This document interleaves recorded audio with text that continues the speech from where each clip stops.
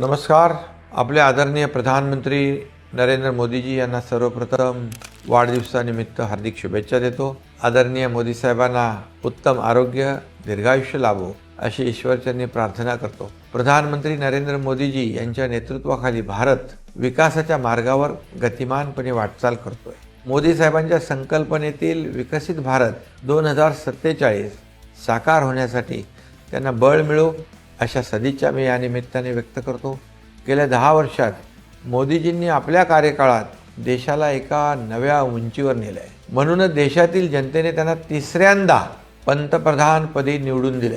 आपल्या देशाचा गौरव वाढवण्यासाठी मोदी साहेब रात्रंदिवस काम करतात, एकही सुटी न घेता. मोदी साहेबांनी देश आणि विदेशात भारताचे स्थान एका उंचीवर नेऊन ठेवले आहे. विश्वगुरू म्हणून त्यांची जागतिक स्तरावर एक ओळख निर्माण झाली आहे. मोदीजींच्या नेतृत्वाखाली भारत जागतिक महासत्ता बनण्याचं उद्दिष्ट साध्य करेल असा मला विश्वास आहे.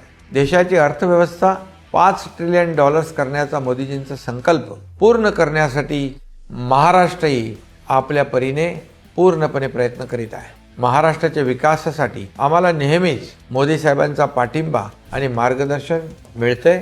यापुढे त्यांच्या मार्गदर्शनाखाली महाराष्ट्राचा विकासाचा रथ असाच वेगाने दौडत राहील अशी मला खात्री आणि विश्वास आहे.